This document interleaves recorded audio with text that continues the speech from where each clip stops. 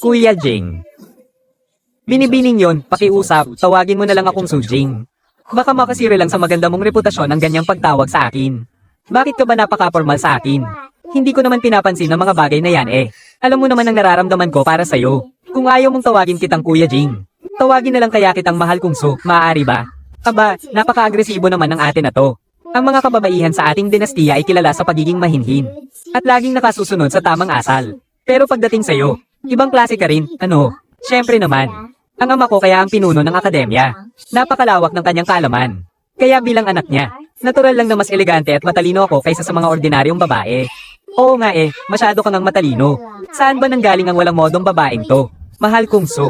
Sino ba siya? Binibining yon, matuto ka sanang lumugar. Siya ang nakababata kong kapatid, si Suwan. Sinadya niya akong puntahan ngayon para dalhan ng mga gamit. Aba, ikaw pala ang kapatid niya. Pasensya na, hindi ko alam kung anong pumasok sa isip ko kanina at nasabi ko yon. Gusto mo bang sumama sa akin sa looban para makapagpahinga? Kumain tayo ng merienda at uminom ng tsaa. Para makabawi at makahingi ako ng tawad sa'yo. Huwag na, hindi naman tayo magkakilala. At isa pa, hindi ko gusto na nag-aambisyon kang maging hipag ko. Hindi ako papayag. Kuya, lumayo-layo ka na nga sa babaeng yan sa susunod, pwede ba? Huwag kang mag-alala, 1-1. Ako na ang bahala, alam ko ang ginagawa ko. So, bakit mo hinahayaang ganyanan ako ng kapatid mo? Masyado nyo namang dinamdam, binibining yon. Bata pa ang kapatid ko. Frank lang talaga siyang magsalita, kaya sana. Huwag mo na siyang patulan. Kuya, iuwi mo na itong mga gamit. Kainin mo na ang mga dumpling habang mainit pa. Hinihintay pa ako ni na pangatlong kuya sa may pintuan. Mauuna na ako. Mag-iingat ka sa daan. Huwag mo ring pagurin ang sarili mo sa bahay. Ipaubaya mo na sa mga kuya mo ang mabibigat na gawain. Mag-aaral ng mabuti si kuya. Pangako, hindi ko kayo bibiguin. Marahang umiiip ang hangin ng panahon. Nakaharap sa... Ganito lang pala ang lasa sa pinakasikat na bilihan ng matamis sa bayan. Wala masyadong kompetensya. Siguradong papatok kapag ibinenta natin itong sakhima.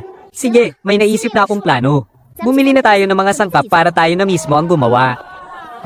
Maliit na bagay, ako nang bahala.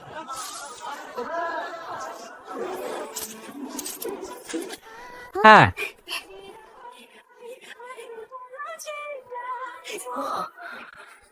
Ikalimang kuya, para sa iyo ang mga ito. Mula ngayon, sa papel ka na mag-ensayo rito sa bahay. Hindi mo na kailangan gumamit ng sanga para gumuhit sa lupa. Nako, hindi maaari. Masyado itong mahal, hindi ko ito matatanggap.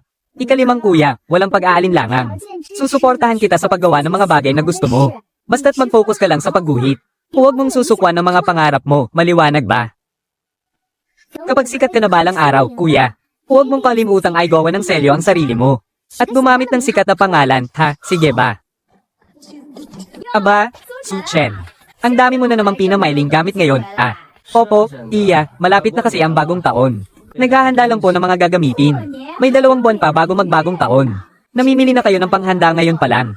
Masyado pa atang maaga para riyan. Naglilihim pa kayo sa amin, ah. Kalat na kalat namang sinuwerte ang pamilya nyo. Mula lang din naman tayo sa iisang baryo. Kailangan bang ituring nyo kaming parang ibang tao? Naku, napapansin ko lang, simula nang bumalik yung tunay ninyong kapatid. Gumanda na ang buhay ng pamilya nyo. Mas nagdadala ng swerte sa pamilya ang batang si Suwan kaysa kay Guyo. Dati kasi nung nandito pa si Guyo, halos wala na kayong makain. Ano namang kinalaman ni Yuyo dyan? Puro kalokohan na yung sinasabi nyo. Mga manang, ganitong oras na, hindi pa ba kayo uuwi para magluto ng hapunan? Kapag nagchismisan pa kayo, siguradong maiinip na ang mga asawa nyo sa kakahintay. Maaga pa naman, anong minamadali nyo? Sige, magkwentuhan na lang muna kayo rito. Mauuna na kaming umuwi. Bakit ngayon ka lang? Ang tagal mo yata. Akala ko bababalik ka agad pagkalipas ng kalahating araw. Marami ka bang inesikaso? Naantala lang ng kaunti kina kuya. Heto nga pala, bumili ako ng siopaw sa daan. Siguradong hindi ka pa nanananghalian, kainin mo muna to pampalipas gutom. Kamusta na pala si Kuya So? Mabuti naman, masyado siyang nagpapakasipag sa pag-aaral ngayon. Magaling kasing sumulat at malawak ang pananaw ng kuya mo. Siguradong papasa siya sa huling pagsusulit sa palasyo sa susunod na tagsibol. Naku, magdilang anghel ka sana. Siyempre, kuya ko yun eh, dati na siyang kilala bilang isa sa mga pinakamagaling na scholar. Kaso, kasama sa pagsusulit ang tungkol sa mga patakaran sa pagkontrol ng baha. Mahihirapan si kuya kung hindi siya makakapaghanda rito. Kailangan ko siyang paalalahanan pag may pagkakataon. Na magbasa pa ng mas maraming libro tungkol sa pamamahala ng mga sakuna sa tubig. Kung gusto mong kumita ng pera at magbukas ng sariling restaurant, kailangan mo talagang magbanat ng buto. Tuturuan kita ng mga diskarte. Kapag natuto ka na, ikaw na ang bahala sa lahat, kaya mo ba? Kaya ako, hindi ako takot sa hirap. Turuan mo lang ako at sisiguraduhin kong pag-iigihan ko. Sige, maasahan ko yan. Kuya, nakukuha rin naman sa sanay ang mga ganitong bagay. Hindi mo kailangan sauluhin ng pilit. Siyempre, unang beses mo palang namang gagawin eh.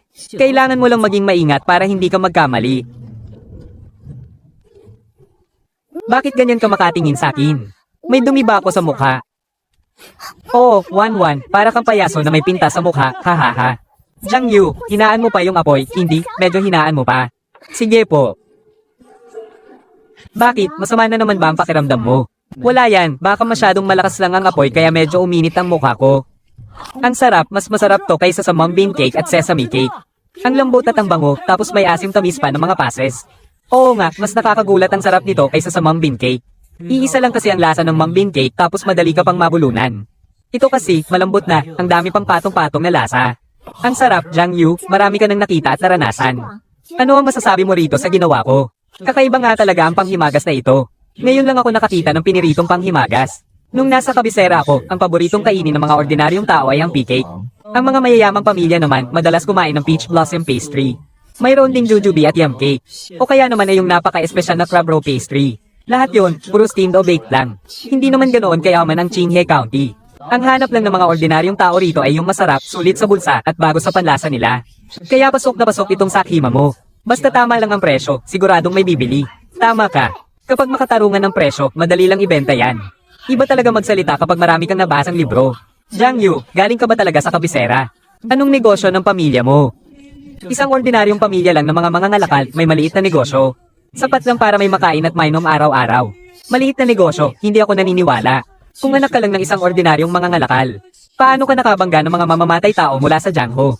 Puro kahiwa at sugat mula sa espada ah. Ang lolo ko ay dating taga Jiangho. Siya ang nagturo sa akin ng martial arts na ito. Ilang taon na ang nakalipas dahil sa kapusukan ng kabataan, naglakbay ako. At may mga nakabangga akong tao. Kaya nangyari ang gulo na to. Tama na yan, huwag na kayong mausisa sa buhay ng pamilya niya. Pag-usapan na lang natin ang tungkol sa sakhima. Paano ba natin sisimulan ang negosyong to? Oo nga. Isipin muna natin kung paano tayo kikita ng pilak. Jiang Yu, kapag may bakante tayong oras sa susunod, kwentuhan mo pa ako ng mga nakakatuwang bagay tungkol sa kabisera, ha? Sige. Naku, napakamakalimutin naman ni Kuya Apat. Ilang araw pa lang ang nakakalipas, lagi niyang pinaparinggan na masyado raw tayong malapit sa isa't isa. Tapos ngayon, nabili lang agad siya ng isang platong sakhima. Ganito ang naiisip ko. May mahigit 2 buwan pa bago magbagong taon. Maghiwa-hiwalay muna tayo sa 3 grupo. Ang isang grupo ay magbubuhat ng paninda, maglalako sa mga nayon at bayan. Para makilala muna ang pangalan natin. Para malaman ng mga kalapit na nayon na may tinitinda tayong sakhima.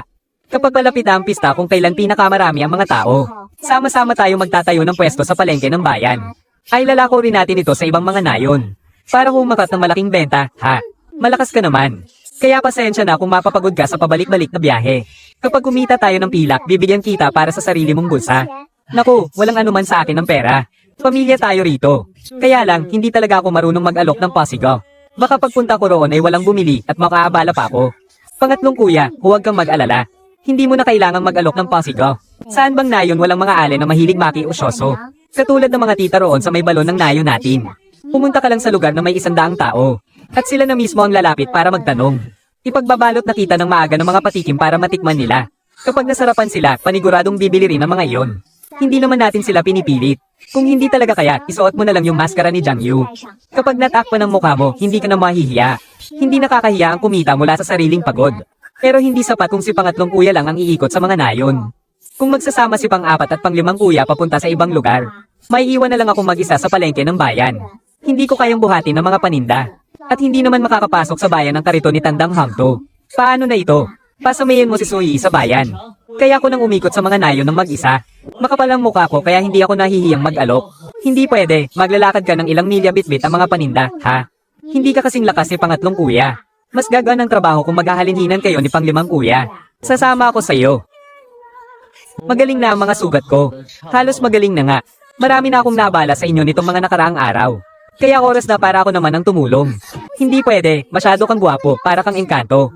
Paano kung magkagulo pa kapag sumama ka? Ay, hindi pala. Ang ibig kong sabihin, masyado kang gwapo. Paano kung sa iyo lang nakatingin ng mga babae? Sino pa ang bibili ng tinda kong sakhima?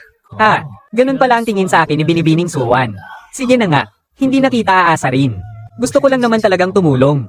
Ang tagal ko na rin nakakulong sa bakura na ito. Makabubuti rin sigurong lumabas-labas ako. Kung sa tingin mo ay masyadong agaw pansin ang mukha ko, magsusuot na lang ako ng maskara, ayos ba? Kung ganun, pasensya na at mapapagod ka muna ng ilang araw. Kapag natapos na sina Kuya Pangatlo sa gawain sa nayon, ikaw naman ang magpapahinga. Tsaka tungkol sa maskara, ipagagawa kita ng simpleng maskarang gawa sa tela.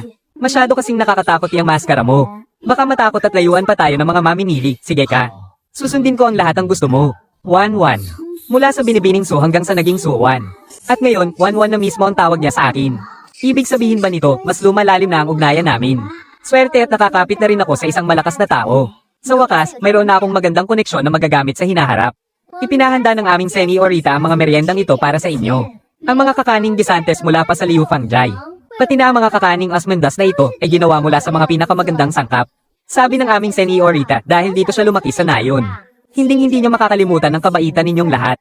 Kaya sana ay tanggapin ninyo ang munti niyang handog. Kaninong pamilya ba galing iyang Seniorita nyo? Saan pa ba? Siya lang naman ang dating dalaga ng pamilya So, na ngayon ay ang mayamang Seniorita na ng pamilya Go. Nako, ang swerte naman pala natin kung ganon. Anak na ng pinakamayaman ng Seniorita Go ngayon. Nakakatuwa naman at hindi pa rin niya nakakalimutan tayong mga taga-bukid. Siyempre naman, hindi nakakalimot ang aming Seniorita sa kanyang pinanggalingan.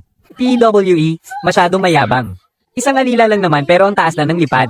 Akala mo kung sino ng amo, ha? Tama, kesyo hindi daw nakakalimot sa mga kababaryo niya. Hindi nga bumababa ng karwahe at nagtatago lang sa likod ng kurtina, ang arte. Puro pakitang tao lang yan. Pero sa totoo lang, minamaliit pa rin tayo niyan.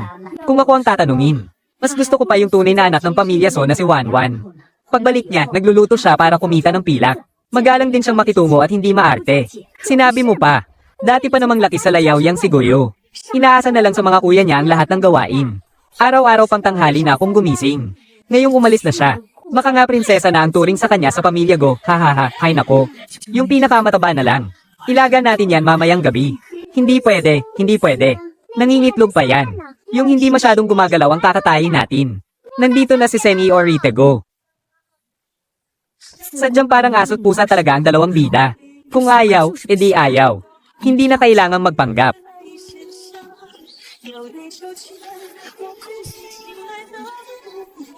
Naibalik na ang tunay na kalagayan nila. Mabuti na yung nasa tamang pwesto na ang lahat. Pang-apat na kuya, na-miss ko kayo kaya dumalaw ako. Na-miss din kita, Yuyo. Kamusta naman ang buhay mo sa pamilya Go? May umaaway ba sa iyo roon? Napakaayos ng kalagayan ko. Mahal na mahal ako ni Nama at Ina. Napakabait sa akin ng buong pamilya.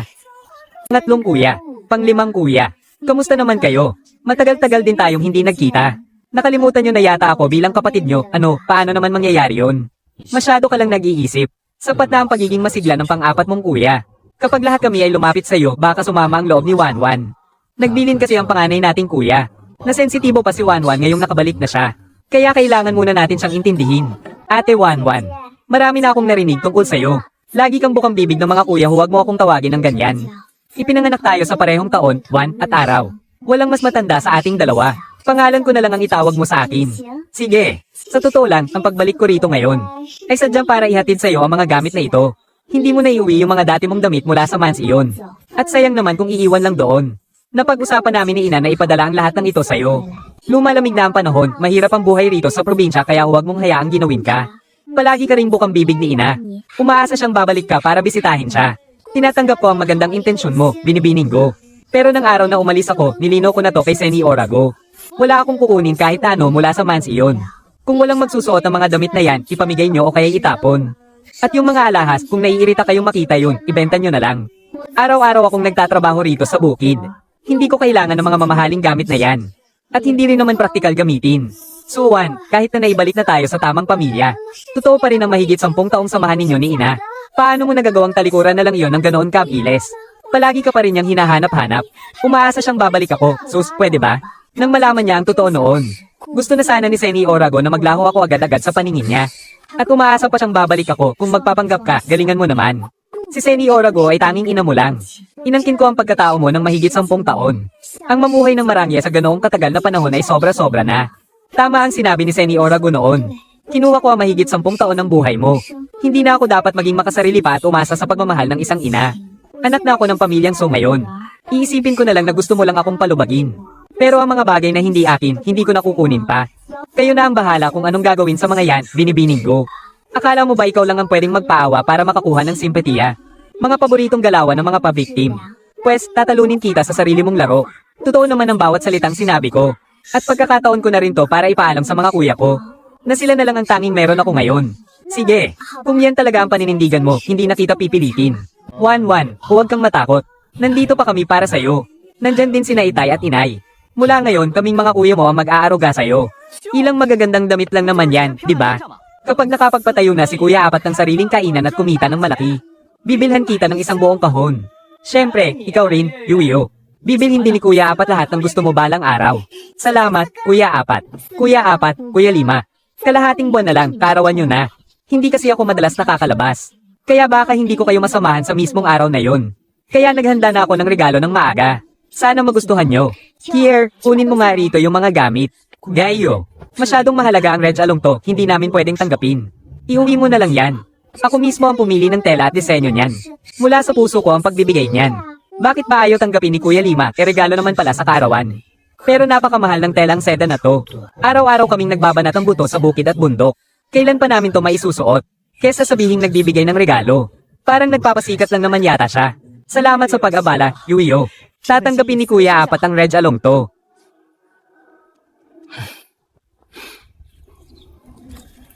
Matigas lang talagang magsalita si Kuya Apat pero malambot naman ang puso. Nagpakita lang ng konting kabaitan si Gayo, nakalimutan na niya ang lahat. Nga pala, Kuya Apat, di ba matagal mo nang gustong magtayo ng kainan? Nakaipon ako ng sarili kong pera. Pwede kong ipahiram sa iyo pampuhunan. Bayaran mo na lang ako kapag kumikita na ang kainan mo. At ikaw naman, Kuya Lima. Di ba't mahilig kang magpinta? May mga kakilalang tanyag na scholar sa Jiangnan ang ama ko. Pwede kong ipakiusap kay ama na irekomenda ka bilang estudyante nila. Sa taglay mong galing, Kuya Lima, siguradong magugustuhan ka ng guro. Maganda naman sana ang intensyon niya. Kaso nga lang, maling-mali ang paraan niya. Yung basta na lang mamimigay ng pera at gagawa ng daan para sa iba. Mukhang mang perpekto. Pero ang totoo, inapakan lang nito ang pride ng magkakapatid na Son nang hindi man lang napapansin ni Yuyo. Na-appreciate ni Kuya Apat ang kabaitan mo. Pero gusto kong kitin ng sarili kong mga kamay ang ipampupuhunan ko sa kainan. Ayoko kasi nung hindi ko mismo pinaghirapan.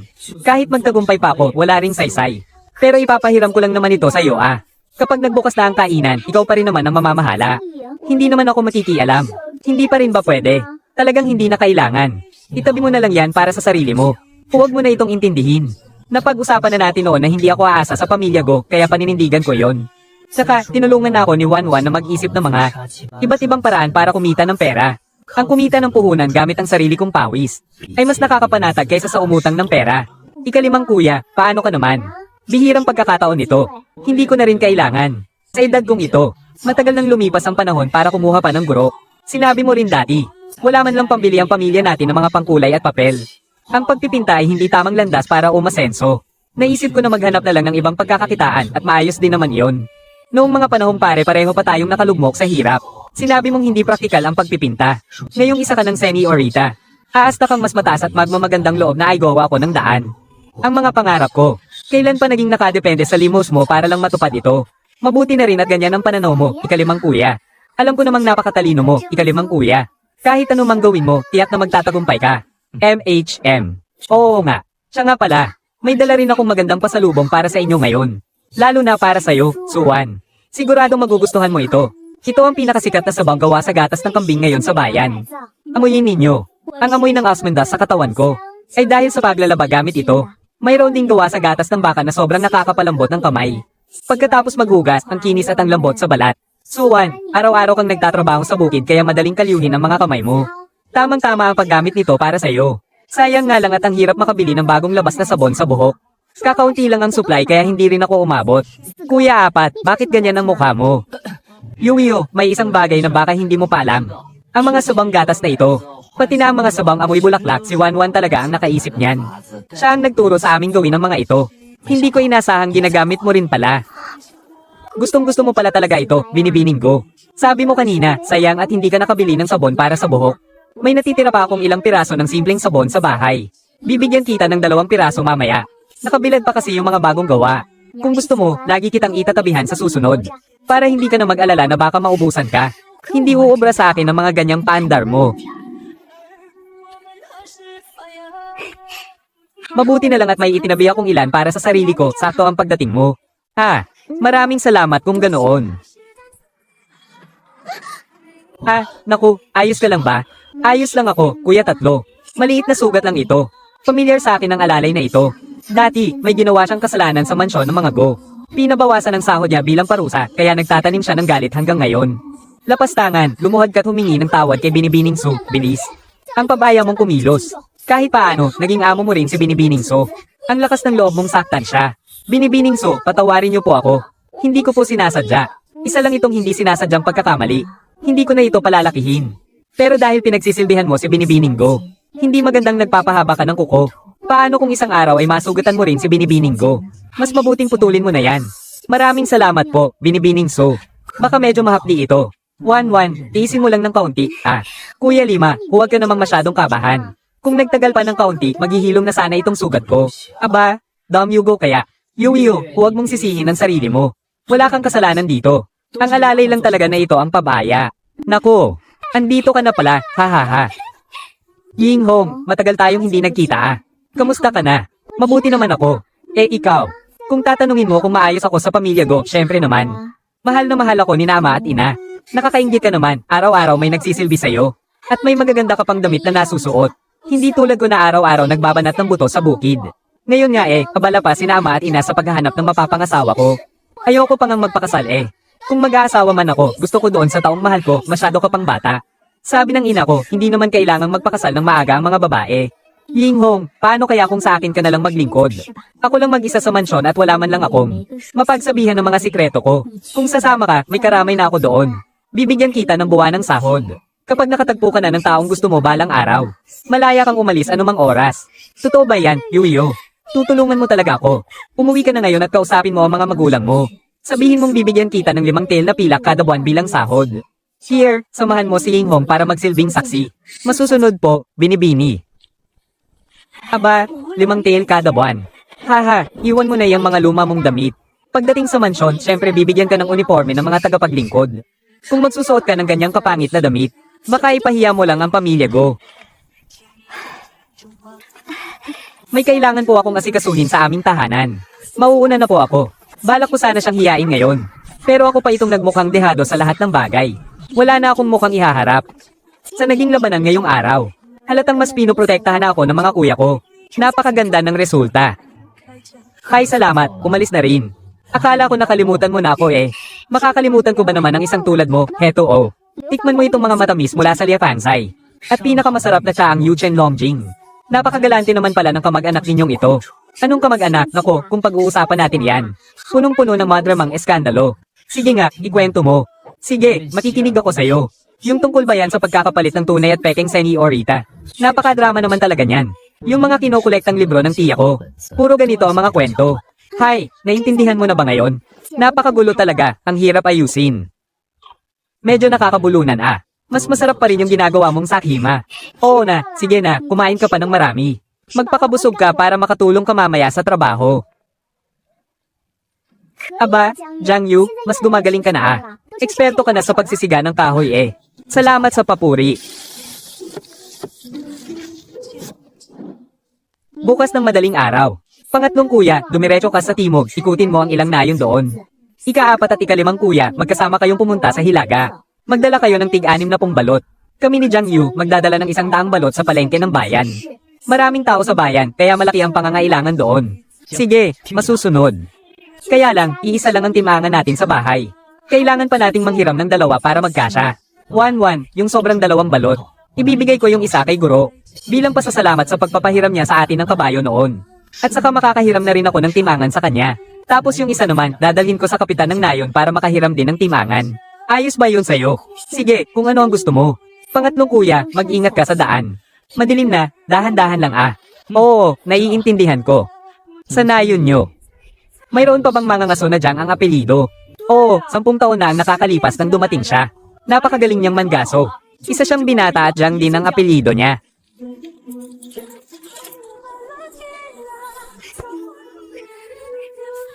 Maganda ang pagkakagawa nito Pagtiyagaan mo muna yan.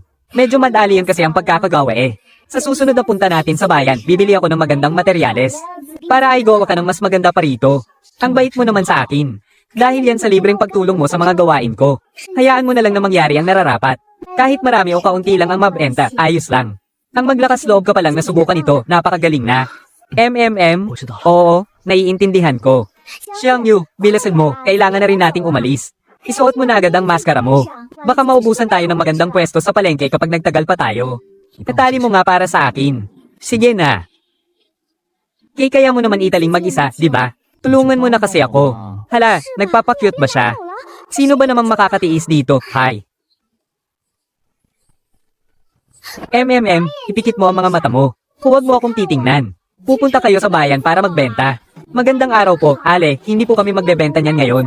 Gumawa po kami ng mga bagong kakanin para ibenta. Maganda pong mag-imbak nito sa bahay. Sakhima po ang tawag dito. Malapit na ang bagong taon at dahil magkababayan lang po tayo. Kung bibili po kayo, bibigyan ko kayo ng diskwento. 12 barya lang po ang isang balot. Napakalambot at ang sarap po ng pagkatamis nito. Mas masarap pa po ito kaysa sa mga nabibili sa bayan. Oo nga, ang sarap nga sa bibig. Pabili nga ako ng isang balot. Ako rin, pabili ng isang balot. Mga Ale, pakisabi na rin po sa iba nating kababayan pag uwi nyo ah. Kahit sinong taga rito sa atin na bibili, 12 barya lang ang ibabayad. Iya. Planchado na ba ang usapan ninyo ng pinsan mo, ha? Anong usapan? Siyempre, yung tungkol sa pagpapakasal ninyong dalawa. Kalat na ang balita sa buong nayon. Sabi nila, ito raw ang napili ng mga magulang mo para sa'yo. Kaya daw nila pinatira dito ang pinsan mo para magkalapit kayo. Nako, nagkakamali po kayo, Ale. Wala pong katotohanan yan. Pumunta lang po dito ang pinsan ko para makipagkita sa mga kuya ko. At para na rin po tumulong sa mga gawain. Bata pa po ako, masyado pang maaga para sa kasal. Anong bata, sakto na nga yung edad mo para mag-asawa eh. Kapag nag-asawa ka ng maaga, mas magiging maginhawa ang buhay mo. Ha ha ha, Xiang Yu. Tulungan mo naman akong magpaliwanag oh, ha ha ha.